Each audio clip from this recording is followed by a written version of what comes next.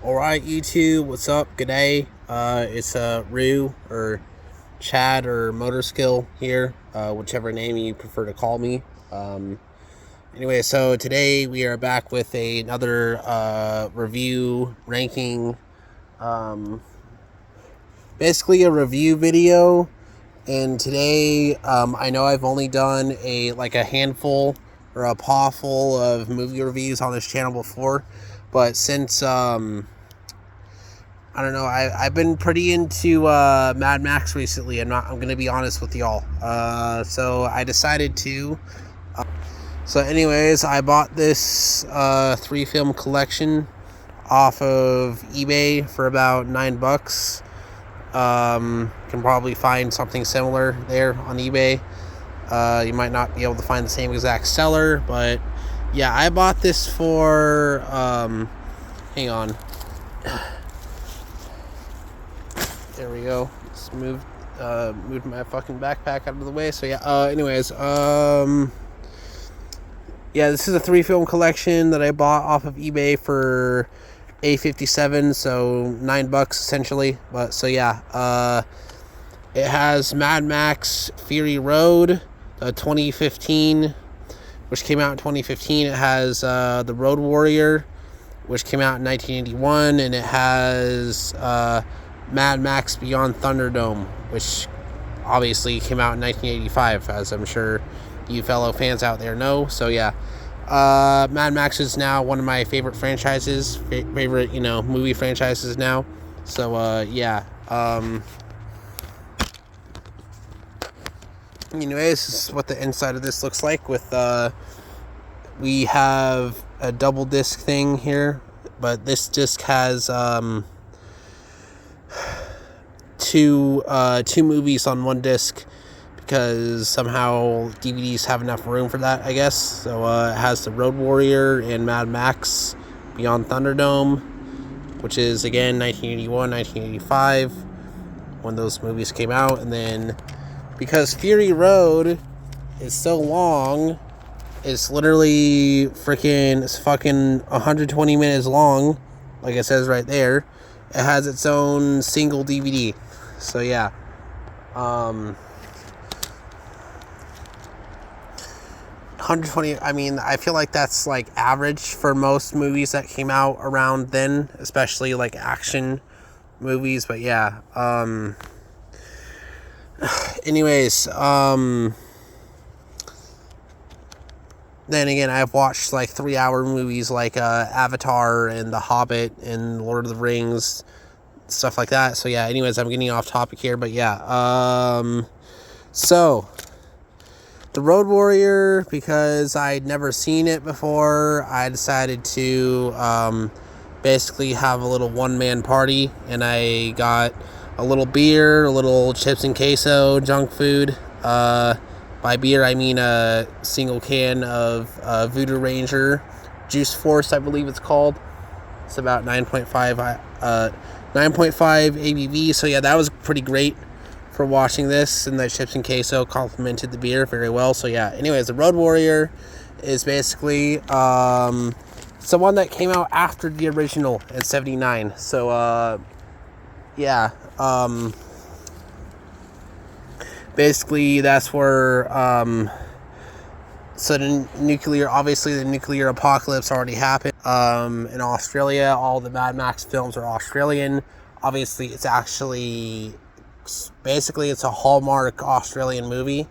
So yeah, for those of you who didn't know already.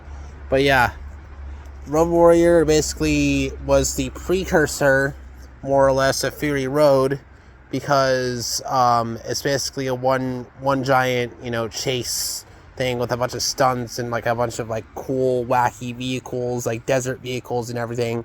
It basically takes place in so the first gas town wasn't even called Gas Town. I can't remember exactly what they called it, but it was just a pumping station, but they made like a little city out of it.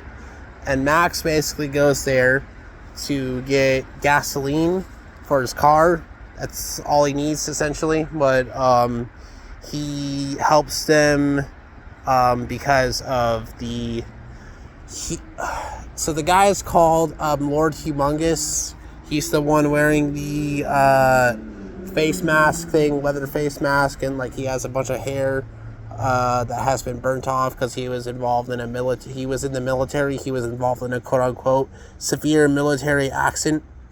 He was a severe accident in the military. Humongous was involved in. So yeah. Yeah, basically, to put it simply, I'd rank the Road Warrior at it's definitely better than Thunderdome, so I'd put it at a 8 out of 10, just to be fair. So yeah, here is my second favorite. Fury Road is honestly my favorite movie in the franchise. Of course, basically, it's hard to believe that Fury Road is literally fucking almost 10 years old now, because I remember when it came out and how hyped it was. Like, the trailers were everywhere on, on TV, on YouTube and everything. That was back when we were kind of still using the first generation iPads and everything, and the iPad kids and all that. But yeah, Fury Road was very hyped. It took a long time for them to produce that movie because of setbacks and like 9/11 delayed production and everything. And yeah, so no wonder it was as fucking big as it was when it came out, and it's my favorite movie in the franchise. So yeah, technically it's number 4 out of 5 So the Mad Max catalog, there's the original, obviously, which I own on DVD as well. It's at my house. Obviously, I'm not at my house right now. I'm outside. But yeah, that one came out in 1979. The Road Warrior came out in 1981. Beyond Thunderdome was released in 1985. Fury Road was released in 2015. And the standalone Furiosa, a Mad Max Saga movie, was released in last year in 2024, because I also watched it recently. So yeah, for the first time. Which yeah, I gotta say was not as good as Fury Road. Like, basically that's my generation's version of the first Terminator movie, more or less, because it was so good. Or even like Aliens 1986, Alien, which is technically Alien 2, but yeah, I think you all know what I'm saying. It was just very praised is the word. But yeah, still is. But yeah, Beyond Thunderdome is obviously where that's the one where he has long hair.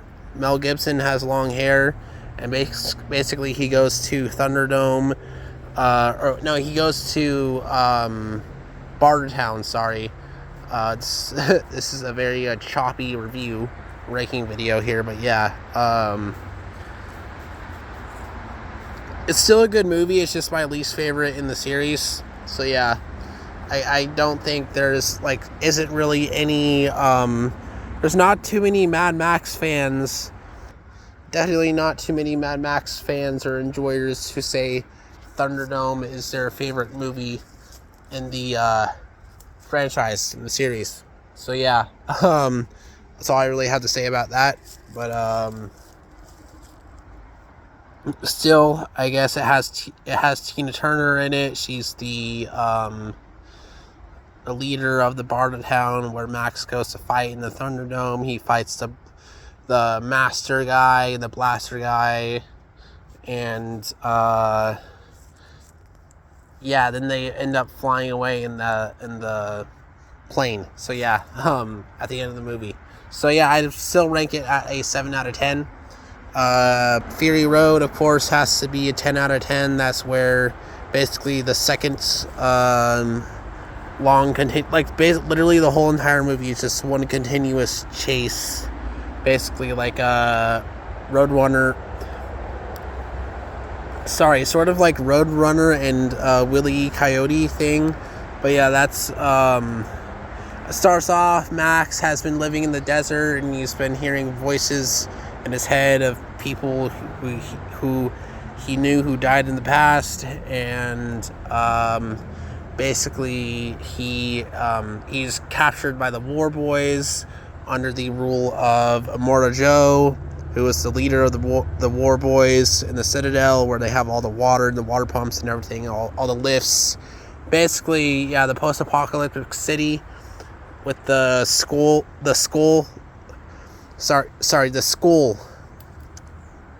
They have a skull logo, like human skull, and it's also on their steering wheels in their cars. And yeah, basically he escapes from there, but then he fails to escape.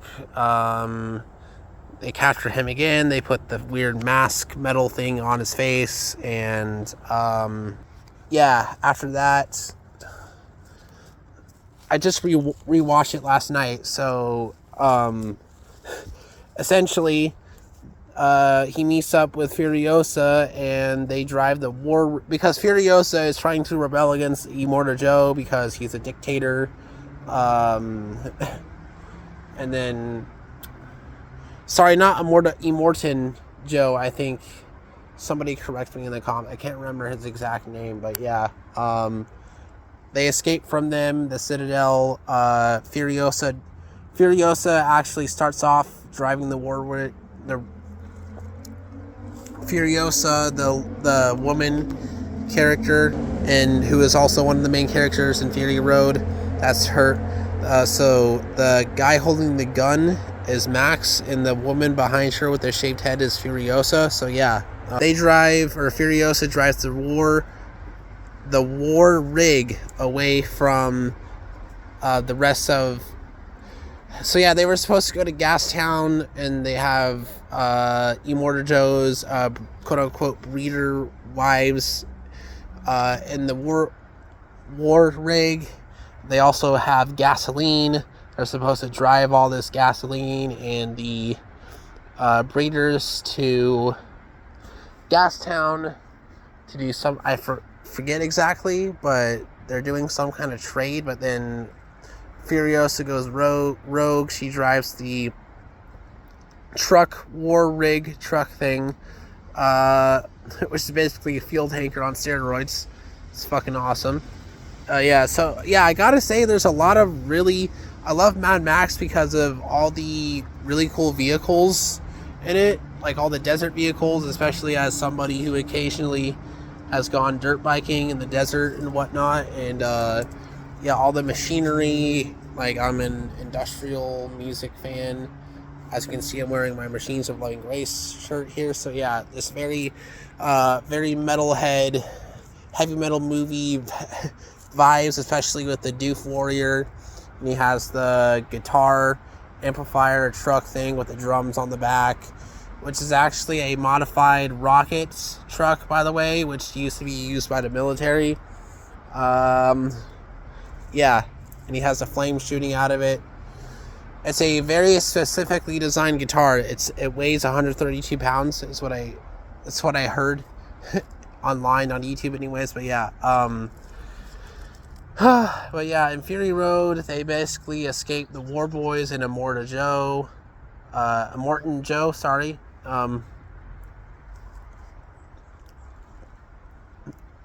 And they meet up with the Furiosa's what's left of Furiosa's tribe, and then they try riding the desert bikes across the salt flats, but then Max goes after them. He says, no, that's not a good idea. You'll find nothing out there. And they go back to the Citadel. They get into this, they have they're trying to fight off the polecats and the War Boys, who have, unfortunately, they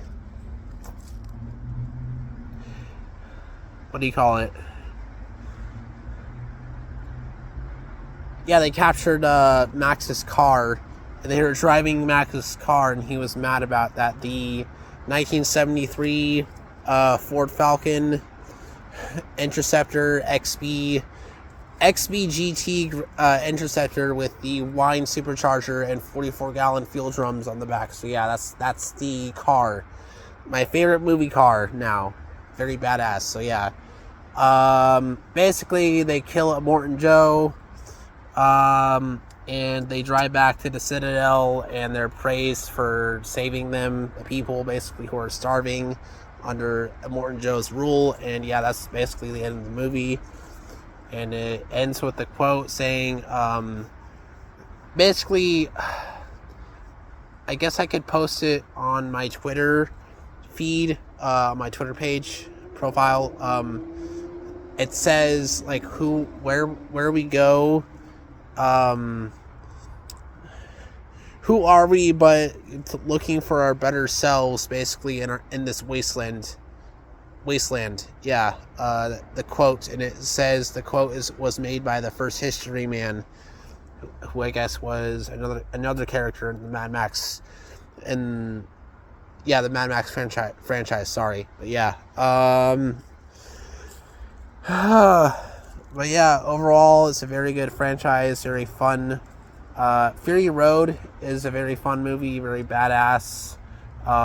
It's known as by some as the manliest movie of all time. So yeah, there's my 2 cents on it, and I just spent basically 16-17 minutes half-assed rambling about Mad Max movies, trying to do this, I don't know, sort of crappy review. But yeah, if you made it to the end of this video, thank you very much for sticking to the end. Be sure to like and subscribe. Comment if you want to comment anything. I'll put my Twitter, X/Twitter, Instagram, and I now have Telegram, so I'll put that in the description of the video as well. Put those links in the description of the video. And other than that, thank you all very much for watching, and I will see you next time. Peace out. Have a great rest of your February, now that it's not Valentine's Day. I mean, honestly, low-key fuck Valentine's Day. So yeah, if you know, you know. Alright, later. Peace out. Bye. Thanks for watching.